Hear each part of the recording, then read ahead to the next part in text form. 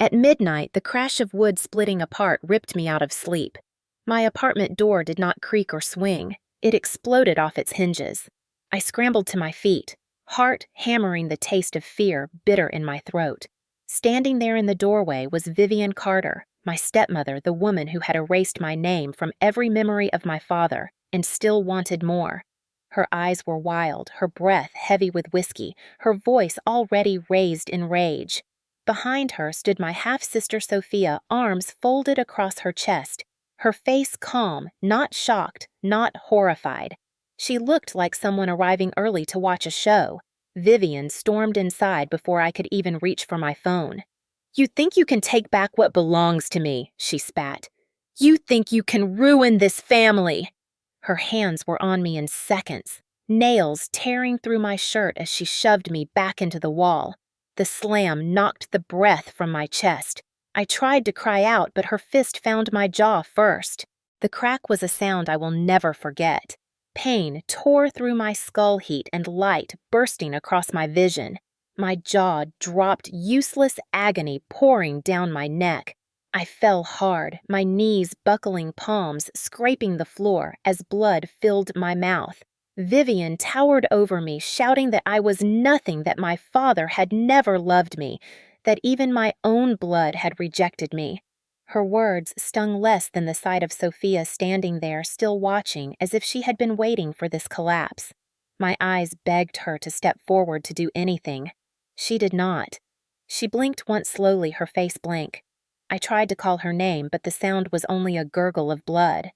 Vivian raised her hand again, shadow stretching across me. My body curled into itself, desperate for escape. My ears roared, every sound distorted except the thud of my own heartbeat and the silence of my sister's breathing. Pain was one thing, betrayal another. The floor was cold against my cheek, blood soaking through my sleeve, my body shuddering with every breath. Above me, Vivian screamed curses, her voice distant like thunder, but the sharpest wound was Sophia's stillness. She did not scream. She did not move. She only watched, and in that moment, with my jaw broken and my body collapsing, a question ripped through my mind, louder than the pain. How can blood watch blood break and still not lift a hand? I was not always the woman crawling on cold floors with blood in her mouth. Once I was a girl who believed in the safety of a father's hands and the promise of a home that would never betray me. My name is Emily Carter, born in Charleston, South Carolina, in a 2-story house with peeling paint and a garage that smelled of oil and sunshine. My father, Richard Carter, ran a small auto shop, and he believed cars had souls just like people. He would let me sit on the fender of his old Mustang while he explained carburetors in simple words. I never understood half of it, but I understood the way he looked at me like I mattered. My mother died when I was 10. Cancer took her faster than I had time to ask why she never came home. My father tried to hold the pieces together, but nights grew long and lonely. He remarried 2 years later. Her name was Vivian, and she arrived at our house with perfume too sweet and a daughter my age named Sophia. At first I thought I had gained a sister, maybe even a second chance at having a mother. For a few months, we shared late-night movies in the living room and Saturday pancakes. But slowly, Vivian tightened her grip on everything. The kitchen became hers. The finances became hers. Even the air in the house seemed to belong to her. She would tell me to lower my voice, to stop laughing so loud, to stop taking up so much space. My father, tired from long days at the shop, would sigh and tell me to listen to her. I tried. I tried so hard. Sophia was 2 years younger and always stayed at Vivian's side. She watched me with quiet eyes that said she had already chosen her allegiance. We shared a roof, but not a bond. She repeated her mother's words back to me. "Why are you so dramatic? Why do you always need attention?" When I was 17, my father gifted me his Mustang. We spent weekends washing it together, him telling me stories about his youth, his face lighter than I had seen since Mom died. I believed then that no matter how much Vivian hovered, my place in his life was secure. But 2 years later, my father died in a highway accident. He never came home. Vivian took charge of everything. She handled the funeral, the paperwork, the accounts. I was numb with grief, too stunned to fight. Within weeks, she was sitting in my father's study with papers spread out, telling me it was best if I focused on school and let her handle the estate. Soon my room was emptied, my belongings boxed in trash bags in the garage. When I asked about the Mustang, she told me the car was an inconvenience. She said it would be better sold. I was 19 when she told me flat out that the house was no longer mine. Her words were sharp. "You are old enough to stand on your own. Do not cling to this family." Sophia stood behind her, nodding. That night, I packed what I could carry and left. I found a basement apartment near the hospital where I started training as a nurse. I learned how to live without family dinners, without holidays, without the warmth of someone calling me home. I worked through long shifts, paid rent late sometimes, but I survived. I told myself independence was freedom, but every time I drove past my childhood street, I felt the loss like a weight pressing against my ribs. Years passed. I built a life of sorts. Still, there was always a question gnawing at me. Why had my father's voice been erased so easily? Why did Vivian act as if I had never been his daughter at all? I swallowed that question until the day I returned to the house for the first time in years. The paint was still peeling, the swing still creaked, but nothing felt the same. Vivian greeted me with that practiced smile, Sophia trailing behind her with cold eyes. That visit was when I learned the depth of what had been stolen. My father's legacy, my own identity rewritten by the people who called themselves family, and the bitterness that began that day would become the fire that burned the night Vivian broke my jaw. The first thing I noticed when I walked back into the house after 5 years was that my name had vanished. On the mailbox outside, only Vivian Carter and Sophia Carter were etched in neat letters. The small strip where Richard once painted my name in his careful handwriting was gone, scraped away as if I had never lived there. Inside, the air smelled of lemon polish mixed with Vivian's perfume, a scent that always made me uneasy. She waved me upstairs, telling me I could settle in for a while, but when I opened the door to my old room, I froze. The lilac walls I had begged my father to paint when I was 14 were gone, covered in beige. My bookshelf, once stuffed with paperbacks and framed photos, had been replaced by a mahogany desk with bills stacked in rigid piles. Filing cabinets lined the wall where my dresser had stood. My bed was missing. It was not my room anymore. It was Vivian's office.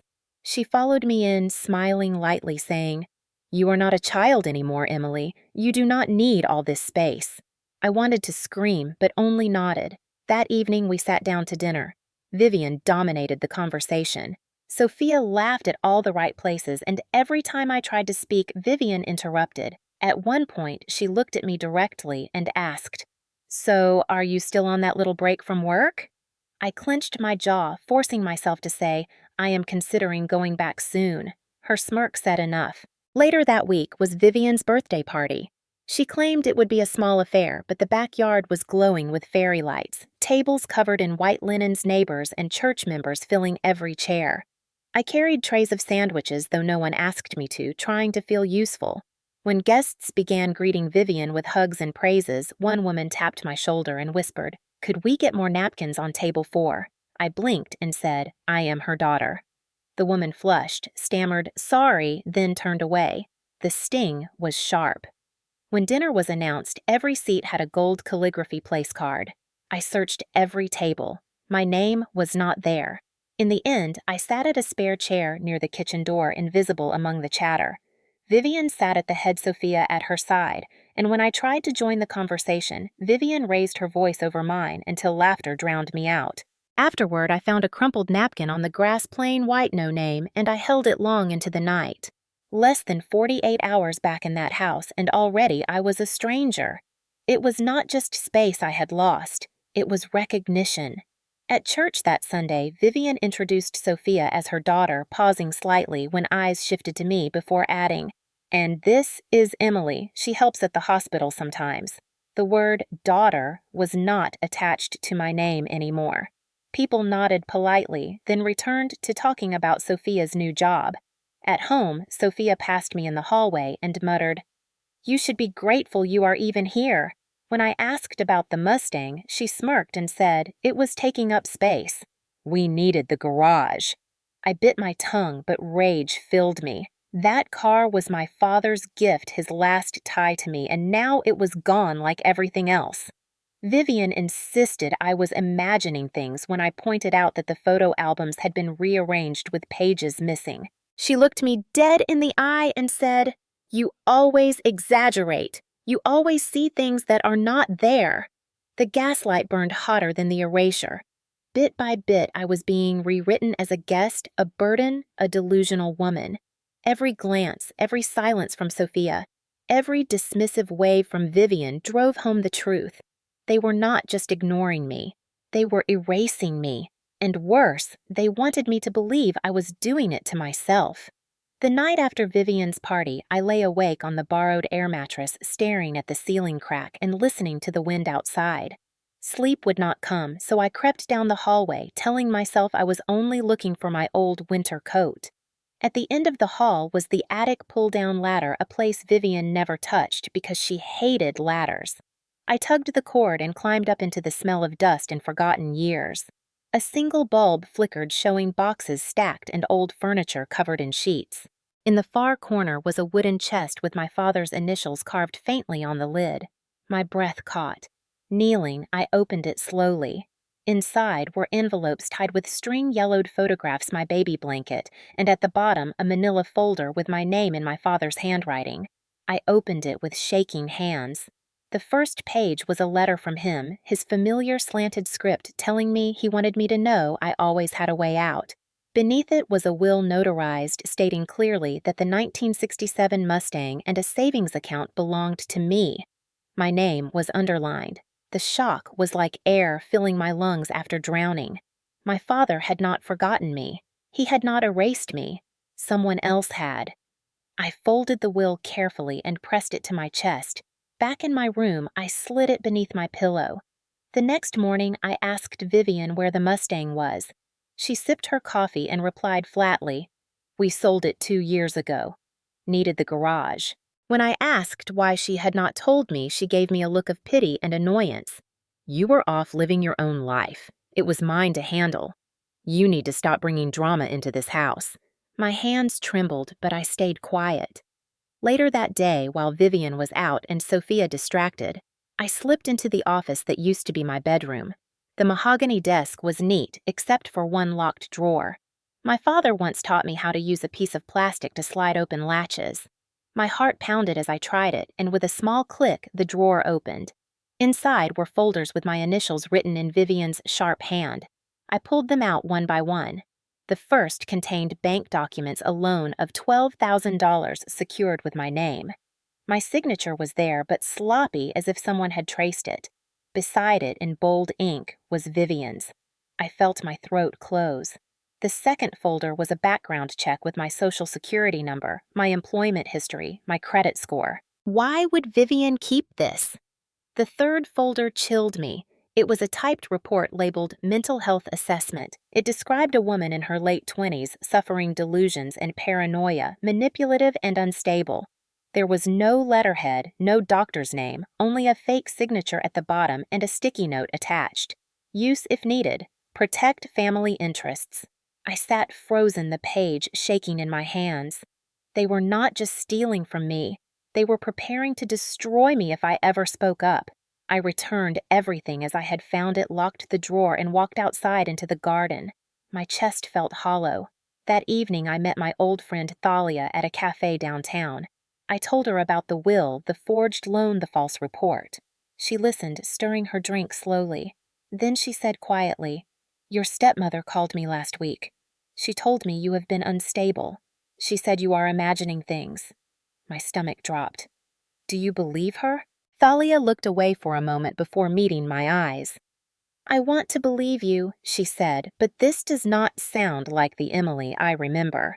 The betrayal cut deep. I left the cafe without finishing my tea.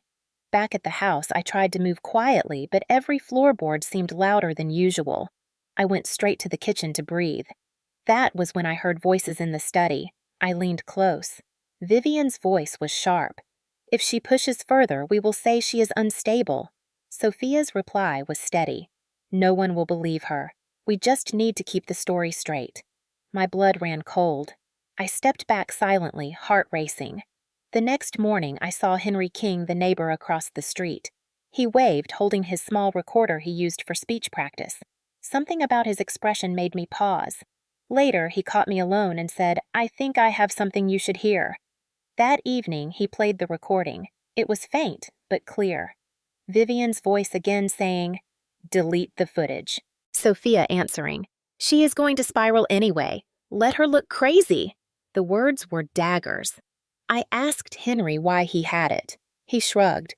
"I record myself reading every night to help my hearing. The microphone picks up voices outside sometimes." He looked at me with sad eyes. "I never wanted to get involved, but I think you should keep this." He handed me the file. My hands shook as I slid it into my bag. Later, Thalia called me again, her voice unsteady. "Emily, there is something else. Years ago, I saw Vivian receive money in white envelopes from a man after one of your fights. She told me it was grocery money, but it was always after you left in tears. I think she was being paid to keep silent." My throat tightened. Vivian had not just erased me, she had profited from it. That night I returned to the office. On the desk was a small notepad.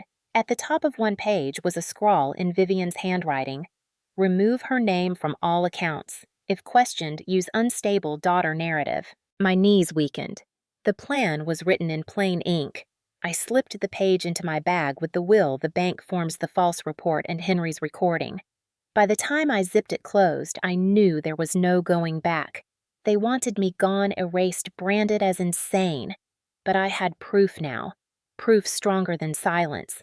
Proof that would speak even if my jaw could not.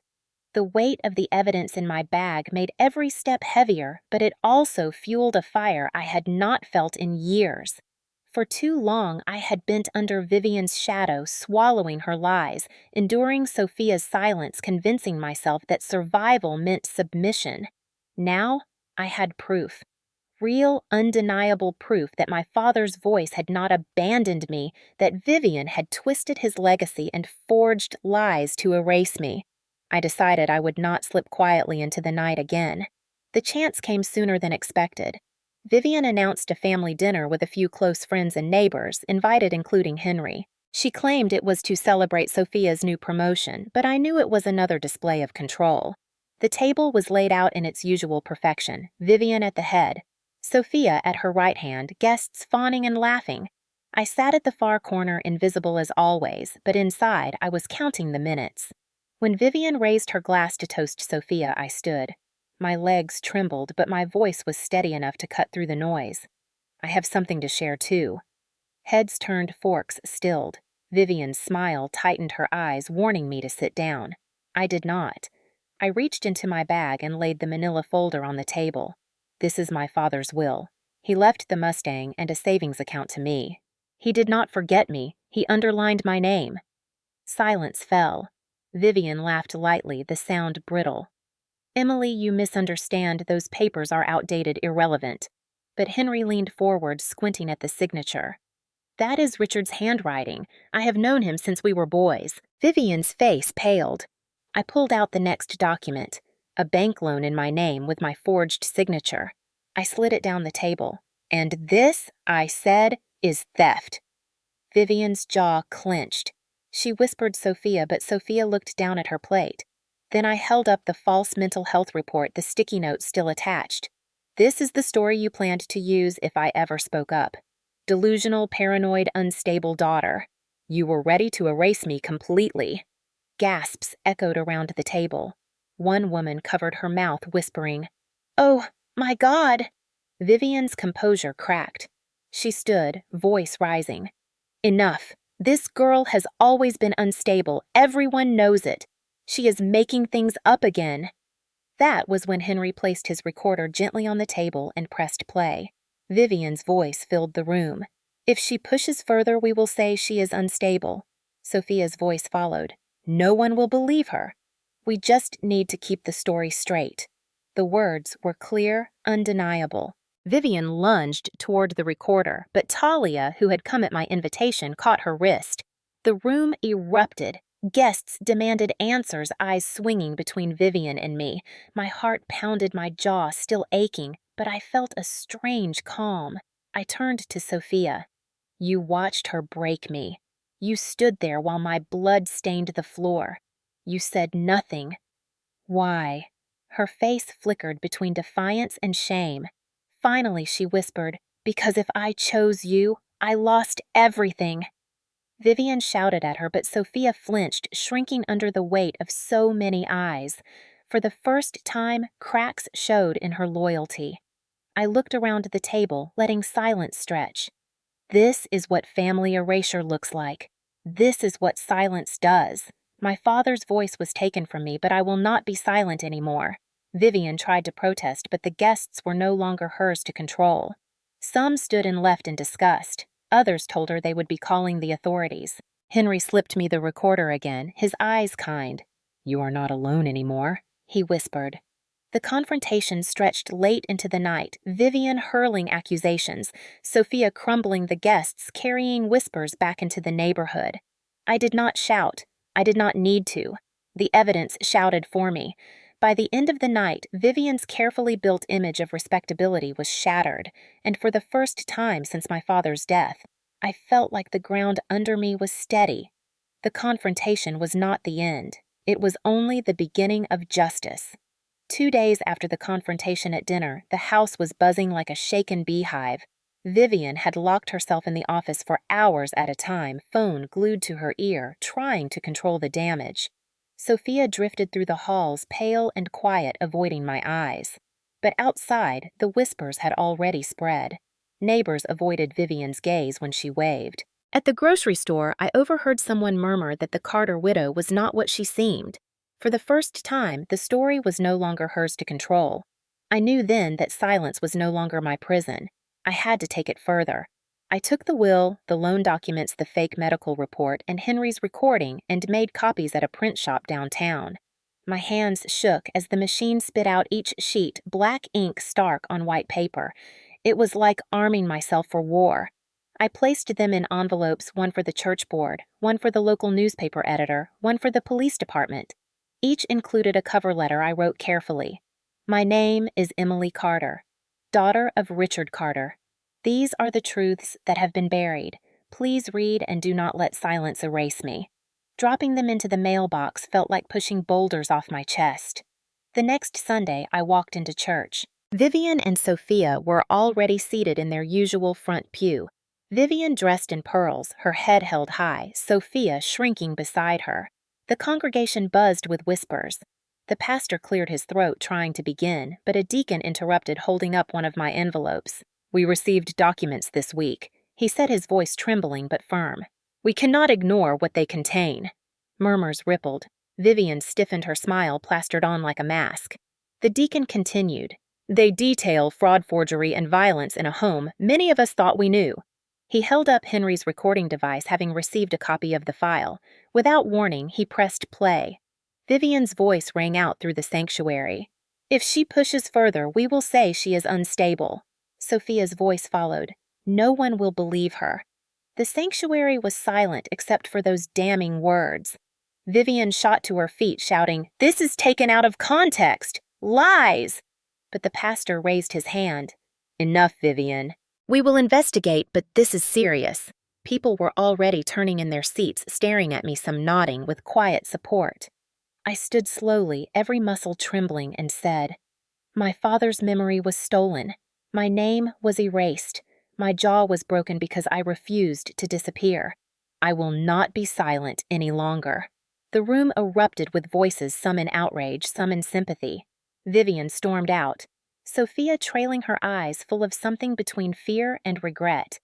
That afternoon, my phone buzzed endlessly. The newspaper editor had called. He wanted to run a story. I agreed, but only if they printed every piece of evidence, every document. When the article came out the following week, the headline read, "Local Widow Accused of Fraud and Abuse." My name was finally in print beside my father's, not erased, but restored. Strangers wrote letters of support. Old customers from my father's shop left flowers outside my apartment door. One even said Richard would be proud of you. Vivian, on the other hand, could not escape. Calls for investigation reached the police. Detectives came to question her. The bank demanded answers about the loan. Her church friends stopped visiting. Her voice, once so loud, was drowned out by proof. One evening, as I walked home from the hospital, I saw her across the street. She looked smaller. Her shoulders hunched, her makeup smeared. She opened her mouth as if to speak, but no words came. She turned and hurried away. The public revenge was not just about exposing her. It was about reclaiming my name, about showing Sophia, the neighbors, and myself that silence could be broken. At a town hall meeting weeks later, I stood at the microphone and told my story to a packed room. I spoke of erasure of lies, of fists breaking bones while blood relatives watched. I held up the will and said, "My father knew me. He did not forget, and I will not let anyone erase me again." The applause shook the walls. Reporters crowded forward.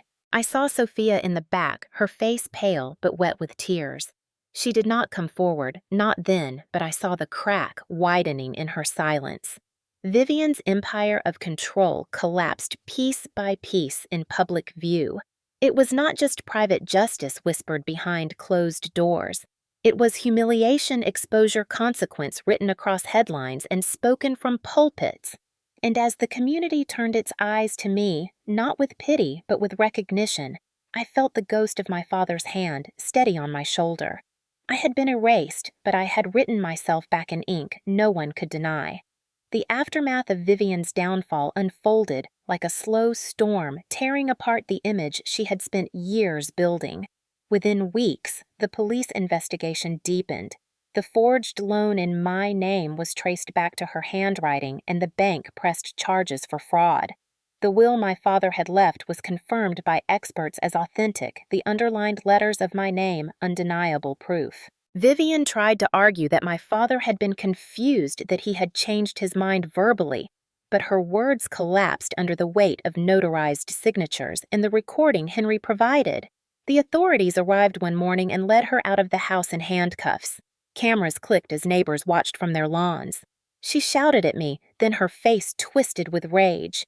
"You did this to me, Emily! You ruined this family!" But I did not flinch. I stood at the porch steps and whispered back, "You ruined yourself!"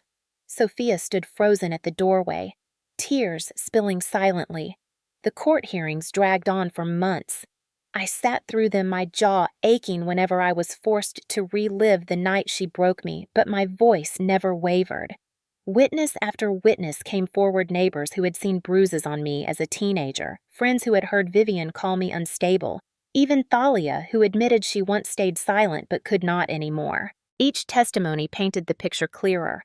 A woman who thrived on control, who erased others to enlarge herself, who struck down anyone daring to hold on to truth. Sophia was called to testify. She trembled on the stand, her eyes darting toward me before settling on the floor. When asked directly if she had seen her mother strike me, she whispered yes. Her voice cracked, but the truth slipped out at last. The courtroom gasped. Vivian glared at her daughter with venom, but Sophia did not take it back. In that moment, I realized silence had cost her too, binding her to a mother's cruelty she could not escape. The verdict was clear. Vivian was sentenced for fraud, forgery, and assault. The judge's words echoed in the chamber. "You attempted to erase a daughter's identity for your own gain. This court will not allow silence to replace truth." Reporters captured my face as tears ran freely. They did not call me unstable or delusional. They called me survivor. Outside the courthouse, strangers approached to shake my hand, to tell me their own stories of being silenced by family of abuse, hidden behind closed doors. I listened to each one, realizing my fight was not just for myself, but for every erased voice. The consequences spread further still. The house that once imprisoned me was seized and sold to cover debts. The Mustang was gone forever, but the proceeds of the savings account my father left were released to me. For the first time, I could breathe without the weight of unpaid rent or looming threats. Sophia moved into a small apartment across town. She called me once, voice shaking, saying, "I am sorry. I chose survival, not you. I do not know if you can forgive me." I told her forgiveness is not instant, but truth spoken aloud is the first step. She cried softly, and for the first time I felt the wall between us begin to crack. My nights grew quieter. The nightmares of Vivian's fists still came, but now they ended differently. In my dreams, I stood up, spoke out, watched her crumble under the force of truth. The bruises on my spirit began to fade. The community saw Vivian not as a grieving widow, but as a predator. They saw me not as a burden, but as a daughter who refused to disappear. The consequences were not only hers to bear, they were mine to carry too, but they were lighter now because they were consequences of victory, not silence. My father's memory was no longer stolen. My name was no longer erased. And though my jaw still ached on rainy nights, I touched the scar and reminded myself I had been broken, but I had not been destroyed.